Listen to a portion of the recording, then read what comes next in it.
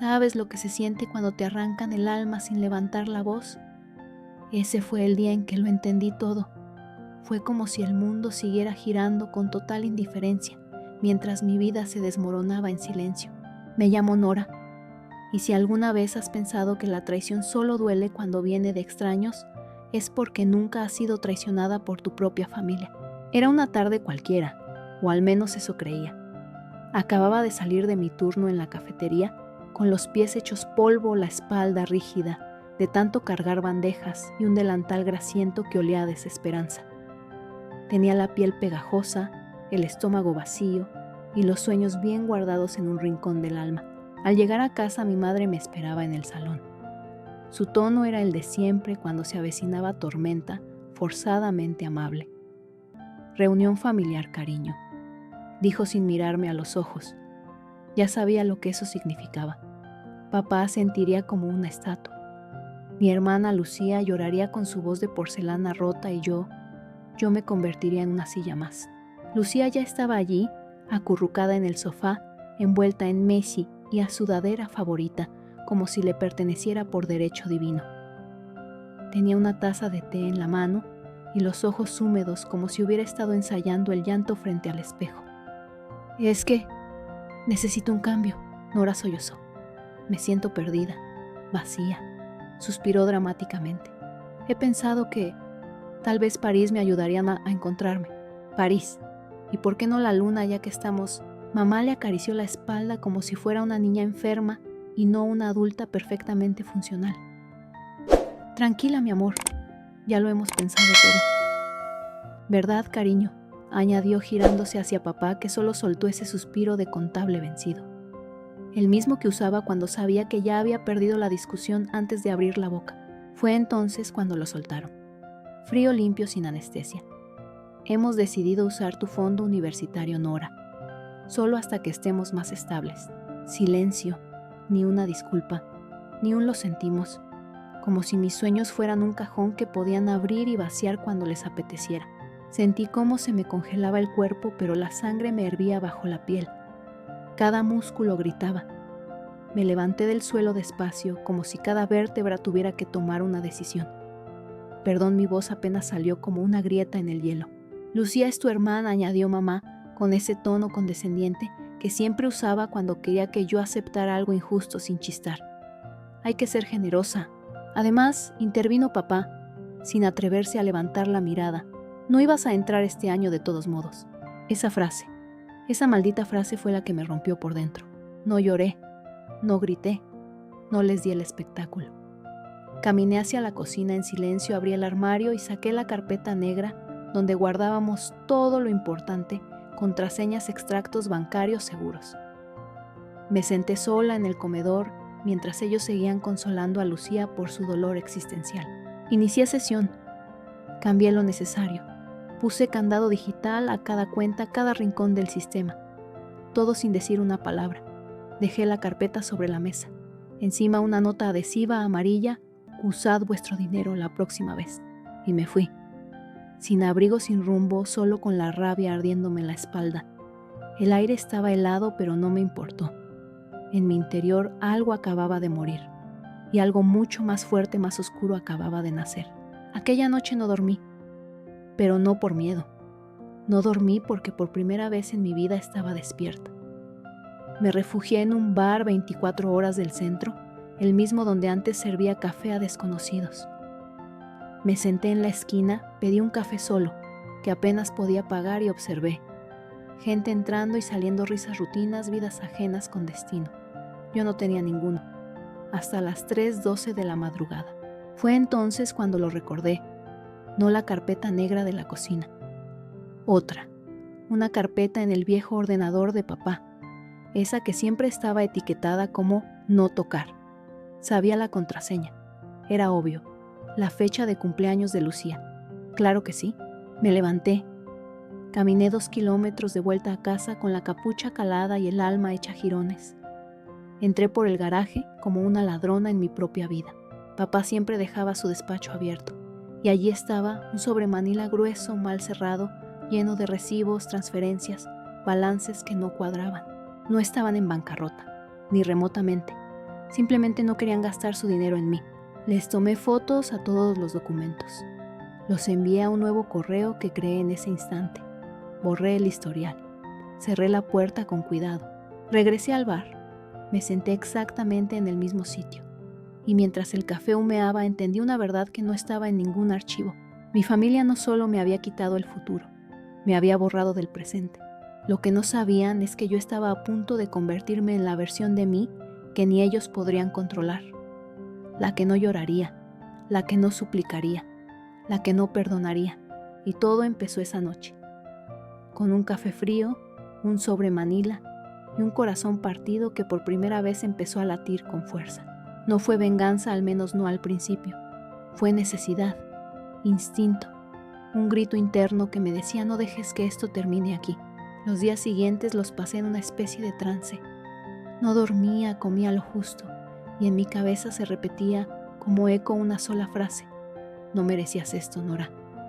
Me había mudado a una habitación diminuta en un piso compartido con 2 chicas que apenas conocía. Una era tatuadora, la otra trabajaba en una floristería. No preguntaban nada, yo tampoco. Pasaba las noches en vela con la luz del portátil iluminando mi cara cansada. Frente a mí, las fotos del sobre Manila, cuentas en el extranjero, transferencias sospechosas, documentos a nombre de sociedades que jamás había oído mencionar. Todo a nombre de mi padre. Pero lo peor no era eso. Lo peor era que no estaban arruinados. Nunca lo estuvieron. Solo decidieron que yo no valía la inversión. Una madrugada, mientras revisaba por enésima vez un recibo a nombre de una fundación fantasma con sede en Luxemburgo, me llegó el primer mensaje. Un tal Jack decía: ayuda a personas como tú a transformar el dolor en poder. Si quieres aprender, responde. Lo ignoré. Me sonó a promesa vacía como tantas otras que me hicieron en casa. Pero 2 días después llegó otro, esta vez de una mujer. Se hacía llamar Elise. No necesitas enfrentarlos, solo aprender a controlar la tormenta desde el ojo. Si quieres entender lo que eso significa, dime que sí. No sé por qué, pero su mensaje me atravesó. Quizá fue la seguridad en sus palabras, o quizás fue porque en ese momento nadie más me hablaba con fe. Le respondí: enséñame. Y así empezó todo, la segunda vida, la que no era dócil, la que no pedía permiso. Elise no me dio discursos, me envió un archivo. Dentro había nombres, personas. Me explicó en una llamada por Signal, fue oficial de cumplimiento en el despacho de tu padre. Renunció sin dar razones. Otro dijo un inversor que perdió 80,000 euros con una de sus empresas. Y añadió: es mi primo, inspector de Hacienda, le debo un favor. La voz de Elise era precisa sin adornos. Tu familia se esconde detrás de papeles. Vamos a hacer que esos papeles sangren. Yo asentía en silencio con los nudillos blancos de apretar el móvil. No sentía miedo, solo claridad. Esa especie de quietud que llega cuando ya te han quitado todo. Empezamos despacio. Una denuncia anónima a la agencia tributaria, otra a la oficina estatal contra el fraude. Sabíamos que no reaccionarían de inmediato. La burocracia es lenta, pero el reloj ya había empezado a correr. Luego vinieron las filtraciones. Creé un perfil falso en LinkedIn, haciéndome pasar por una contable preocupada por tendencias emergentes en evasión fiscal. Publiqué hilos con frases calculadas. Hay familias que construyen fortunas con mentiras, pero el papel siempre deja rastro. Se volvió viral. No en TikTok ni en Instagram, en foros de fiscalistas, grupos de Reddit, LinkedIn España, lo suficiente para que alguien empezara a mirar con lupa. Mientras tanto en casa, mamá subía una foto con Lucía desde Montmartre, ambas sonriendo, pie de foto. Mi valiente hija sanando en París, mientras su hermana encuentra su camino. Me reí tanto que casi escupo el café. Si supieran, ya había congelado 2 de sus cuentas bajo revisión anónima por actividad inusual. Un aviso se había adjuntado a su hipoteca, y la beca educativa usada para enviar a Lucía a Europa estaba en revisión por mal uso de fondos. Elise lo decía así: no vamos a tocar la puerta, vamos a quitarla, y luego veremos qué pasa cuando les dé en la cara el viento. No era una venganza escandalosa, era quirúrgica, meticulosa, y yo ni siquiera había tocado aún el fondo fiduciario, ese que mamá juró que ya no existía, que se usó para emergencias familiares. Resultó que la emergencia era relleno labial para Lucía y una multipropiedad en Torrevieja. Cada noche, después de trabajar como asistente virtual, revisaba otra vez los archivos. Conocía ya cada movimiento, cada sociedad pantalla, cada mentira disfrazada de inversión. Me estaba convirtiendo en algo que ellos nunca vieron venir, alguien peligrosa con la verdad. Recuerdo la primera vez que me reuní con Elise en persona. Fue en una oficina sin rótulo en un edificio anodino del centro. Yo llevaba una americana azul marino que compré por 6 euros en una tienda de segunda mano. Ella era mucho más alta de lo que imaginé. Tacones negros, uñas color sangre, ojos de mujer que ha visto demasiado. No me preguntó por qué estaba allí, solo me dijo: no eres la primera hija que intentan borrar, pero podría ser la primera que no desaparece. Me entregó una carpeta. Dentro estaba el mapa, pero no de calles. Era un mapa de personas, de puntos vulnerables, de brechas en la armadura dorada de mi familia. Y ahí entendí, no era venganza, era supervivencia, era justicia. No buscaba destruirlos, solo quería demostrar que nunca debieron subestimarme. Dicen que la venganza se sirve fría, pero la mía no era una cena, era una tormenta meticulosamente planificada, invisible, silenciosa, letal. Los movimientos no empezaron con estruendo, comenzaron con susurros digitales, documentos reenviados desde correos, encriptados, llamadas que no dejaban rastro, perfiles falsos creados en madrugadas insomnes. Porque no necesitaba hacer ruido, solo necesitaba que todo empezara a desmoronarse desde dentro. Elise y yo nos comunicábamos a través de mensajes cifrados. Ella era meticulosa pero implacable, una estratega nata. Cada paso estaba calculado para parecer coincidencia a un error burocrático, un algoritmo haciendo su trabajo. Yo era la sombra detrás del colapso. Primero reforzamos las denuncias. Más archivos filtrados a la agencia tributaria. Datos cruzados con transferencias bancarias, movimientos sospechosos, en fundaciones con fines benéficos que solo existían sobre el papel. Una de ellas, curiosamente, a nombre de mi madre. Otra a nombre de mi hermana. Ninguna con actividad real, todas con los fondos de mi futuro. Después dirigimos nuestra atención a la seguridad social. Denuncias anónimas por inconsistencias en las declaraciones de ingresos.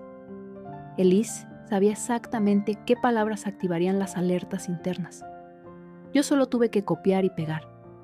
Cada gota era parte de una lluvia que se venía gestando desde hacía años, solo que esta vez alguien la había convocado a propósito. A la par, fui tejiendo mi red de máscaras. Creé un perfil de LinkedIn con el nombre de Alicia Sánchez, contadora fiscal con experiencia en auditorías privadas. Publicaba artículos breves pero sugerentes. ¿Sabías que muchas fortunas familiares se construyen con dinero invisible al fisco? La verdadera herencia de algunas familias son las irregularidades que callan. Y si te dijera que la hipoteca de tus padres podría estar sostenida por fraude estructural, los posts no tardaron en llamar la atención. Los compartían contadores, abogados, incluso algunos inspectores. Elise me lo advirtió. No subestimes el poder del cotilleo profesional. Una sospecha bien sembrada puede desatar una tormenta imparable. Mientras tanto, Lucía seguía publicando su vida en París, fotos de macarons puestas de sol en Montmartre, textos pseudopoéticos sobre su renacimiento espiritual.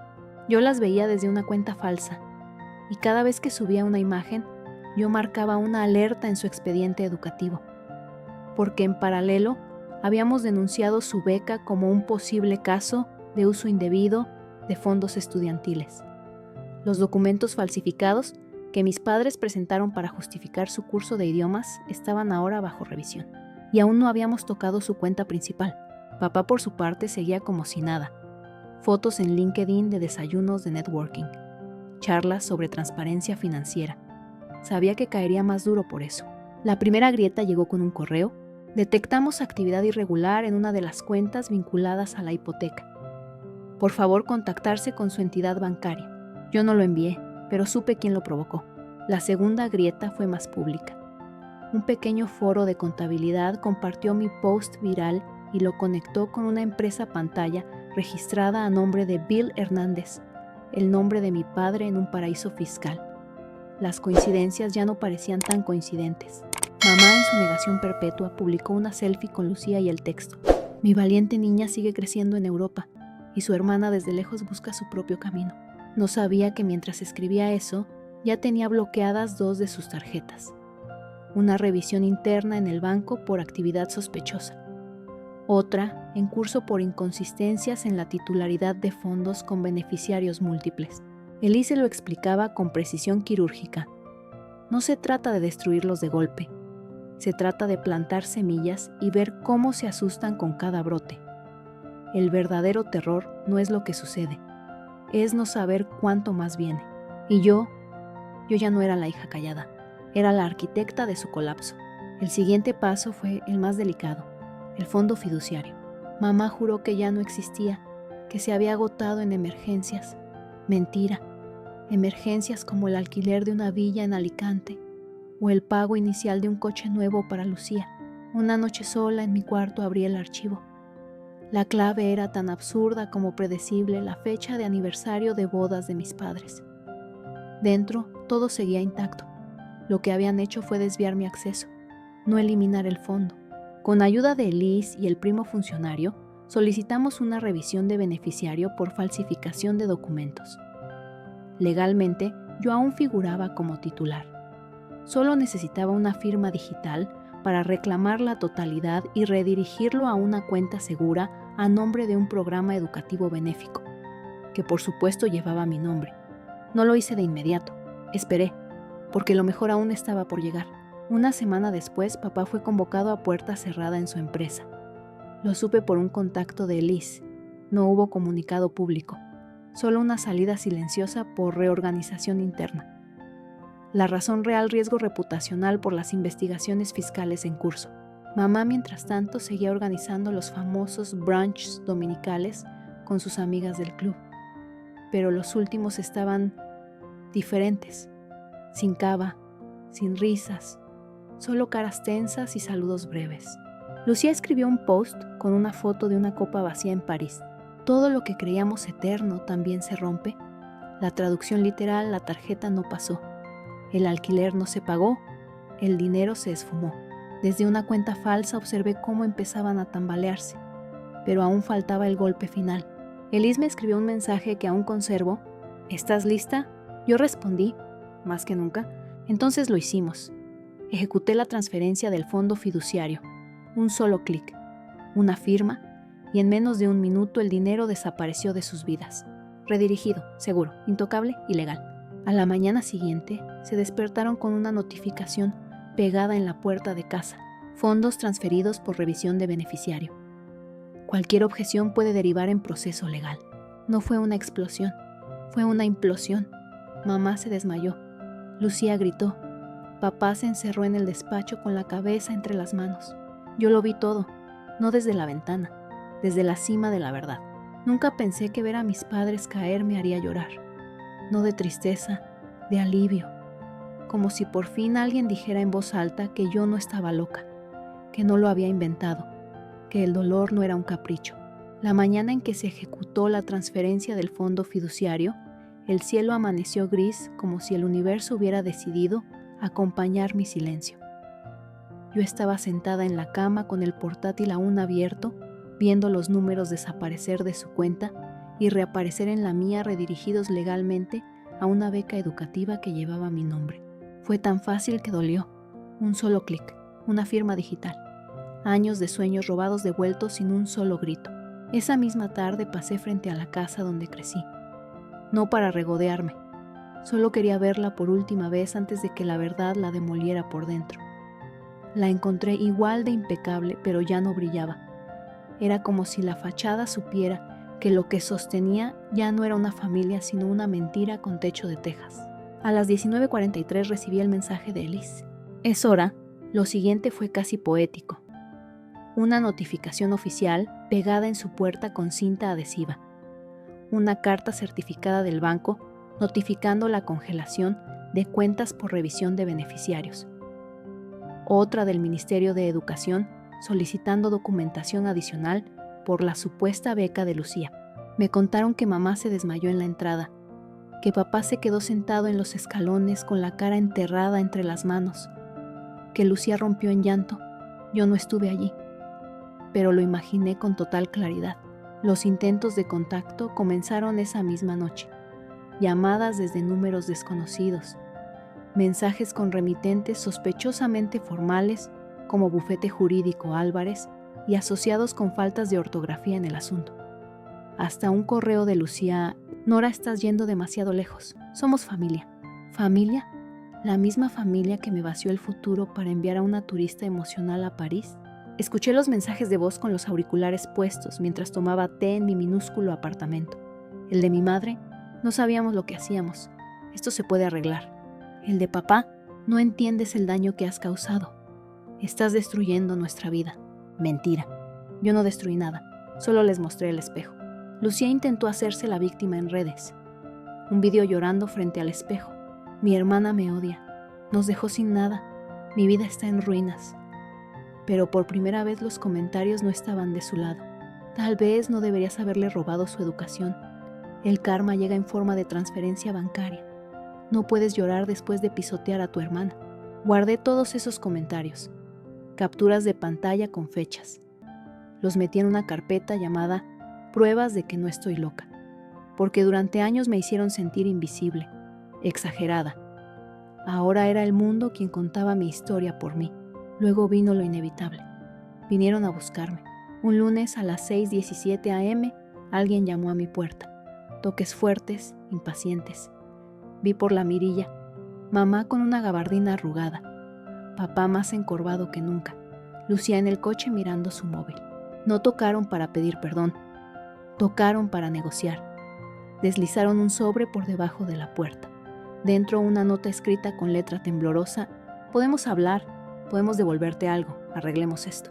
No abrí. No necesitaba oír más promesas. Solo devolví otra nota por el mismo hueco. No queda nada que arreglar, no con vosotros, no conmigo. Escuché el coche alejarse, lento, derrotado. Esa noche no dormí, pero no por rabia. Dormí poco porque algo dentro de mí seguía en alerta. Sabía que no habían terminado, y tenía razón. A pesar de todo, aún tenían algo el apellido. Y conociéndolos, sabía que tratarían de salvar la reputación a cualquier precio. Así que envié el último archivo. No a Hacienda, no a la policía, sino a una periodista, Dana Morales, especializada en corrupción fiscal y fraudes familiares. Una mujer con la mirada afilada y la voz serena como si llevara toda la vida escuchando secretos podridos. El título de su reportaje fue directo: La familia dorada que enterró el futuro de su hija para financiar una mentira en París. Se volvió viral. Más de 200,000 compartidos en redes. Invitaciones a podcasts, debates sobre ética familiar y dinero en programas de televisión. Yo lo escuchaba todo desde mi escritorio, con mis auriculares puestos y una taza de té entre las manos. Algunos analistas llamaron al caso un manual de represalia silenciosa. No lo sabían, pero hablaban de mí. Lucía cerró todas sus redes. Mamá fue expulsada del consejo de su ONG. Papá recibió una carta formal de su antiguo despacho. Condenamos cualquier práctica fraudulenta vinculada a ex empleados. Y yo respiré, por primera vez sin tener que justificarme. Pensé que eso era todo, que el círculo se había cerrado. Pero entonces llegó una invitación por correo, sobre color crema, letras doradas. Invitación a la fiesta de compromiso de Lucía. Solté una carcajada tan fuerte que casi tiré la taza. Después de todo seguía actuando, como si pudiera cubrir el caos con cintas de colores. Decidí asistir, no por venganza, por cierre. Fui con un vestido negro que confeccioné yo misma con retales. Me quedaba como una armadura. La fiesta era en un jardín alquilado en las afueras de Madrid. Nada lujoso, todo fingido. Lucía me vio entrar y se congeló. Champán en mano, sonrisa congelada. No dijo nada, no podía. Las apariencias, ya sabes. Pasé junto a ella sin detenerme. Mamá estaba cerca de una fuente riéndose con un grupo de mujeres. Al verme se le borró la risa. Papá, cerca de la mesa de postres, directamente me dio la espalda.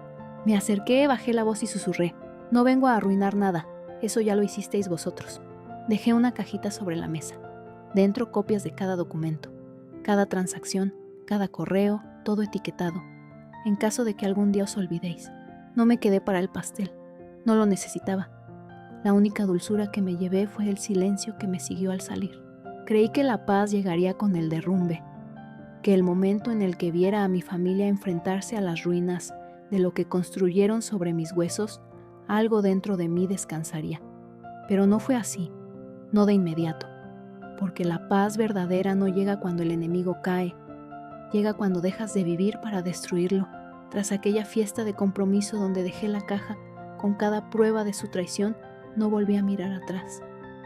Me subí al autobús rumbo a mi pequeño piso, me quité los zapatos en la entrada, encendí una vela de vainilla y por primera vez en años lloré en silencio. No de rabia, no de impotencia, de alivio. El monstruo se había ido. No ellos, sino el monstruo que me hacía pensar que yo no valía nada. Las semanas siguientes fueron tranquilas. Demasiado tranquilas. Vivía en un piso pequeño con paredes finas que crujían en invierno, pero que olían a honestidad. Mi escritorio daba a una ventana desde la que se veía un trozo de cielo. Mi trabajo como asistente en línea no era glamuroso, pero era mío. Cada euro que ganaba, una tarde al volver a casa encontré un sobre sin remitente en el buzón. Dentro una carta con la letra temblorosa de mi padre. Perdimos la casa. Tu madre está mal. Luciano nos habla. No sé qué hicimos para merecer esto. Solo espero que algún día puedas perdonarnos. No había una sola disculpa real. Solo lamentos por haber perdido su castillo de cristal. Ni una línea reconociendo el daño, el abuso, los años de silencios impuestos. No respondí. No por rencor, sino porque ya no les debía nada. El perdón no es una invitación, es una liberación. Poco después me ofrecieron una oportunidad que nunca imaginé: dar una clase en un instituto sobre educación financiera. El programa estaba diseñado para chicas de entornos vulnerables, muchas de ellas hijas de inmigrantes, criadas en casas donde hablar de dinero era tabú. La primera vez que me paré frente a la pizarra con el sol entrando por las ventanas altas, sentí que mi voz era mía otra vez. En la pizarra escribí: el dinero no es solo cifras, es libertad. Les hablé de impuestos, de ahorro, de deudas, pero también les hablé de lo más importante, de dignidad. A veces les dije: las personas más cercanas a ti creen que pueden gastar tu futuro como si fuera suyo. Algunas asintieron en silencio, otras bajaron la mirada, todas entendieron. Al final de la clase, una chica se me acercó. Tendría 19 años, pelo rizado, manos pequeñas. Me miró con una mezcla de timidez y valentía. Señorita Nora, ¿su familia alguna vez le pidió perdón? La miré. Sonreí con dulzura pero sin ternura. No le dije, pero dejé de necesitarlo. Aquella noche regresé caminando a casa con un termo en una mano y la llave en la otra. Entré, cerré la puerta, me senté frente a la ventana y encendí una música suave. Por fin el silencio no me asustaba. Ya no era un castigo, era mío. Meses después, el golpe final cayó sobre ellos. El redireccionamiento del fondo fiduciario había desencadenado una auditoría completa. Pero no solo a mis padres, a todos sus donantes, a las fundaciones que usaron como fachada, a las empresas consultoras que solo existían para mover dinero. El despacho de abogados de mi padre fue investigado por encubrir prácticas fiscales ilícitas. La fundación de mi madre fue suspendida por no justificar fondos públicos. Y el apartamento en París de Lucía incautado. El coche familiar reposeído en plena calle. Lucía, en un intento de recuperar relevancia, publicó un vídeo llorando: mi vida se desmorona y todo es culpa de mi hermana. Pero nadie le creyó. Los comentarios eran demoledores. Si destruyes el camino de alguien, no llores cuando construya uno nuevo con tus ruinas. No es una hermana mala, es una superviviente. Capturé cada palabra, no para regodearme, sino para recordarme en los días oscuros que yo no estaba sola. Un día, mientras tomaba café en una cafetería del barrio, vi la noticia en el móvil: joven destapa red de evasión fiscal familiar y activa investigaciones nacionales. No llevaba mi nombre, pero yo sabía que era mi historia, y eso bastaba. A veces las chicas de la clase me escriben mensajes: gracias por hablarnos como si fuéramos importantes. Ahora entiendo que el silencio no es paz. Una me dijo: ahora sé que no tengo que quedarme donde no me quieren. Ese fue mi verdadero cierre, no la carta de mi padre, ni las cuentas congeladas, ni siquiera el reportaje viral. fue saber que mi historia había servido para que otras no callaran la suya. Hoy vivo con poco, pero es mío. Cada rincón de mi casa tiene el eco de una mujer que sobrevivió, no por suerte, por decisión. Y si algún día alguien me pregunta si me arrepiento, responderé esto. Ellos pensaron que vaciar mi cuenta significaba vaciar mi vida. Lo que hicieron sin saberlo fue financiar el nacimiento de una mujer que jamás volverá a mendigar amor ni justicia, porque ya aprendió a construirlo con sus propias manos.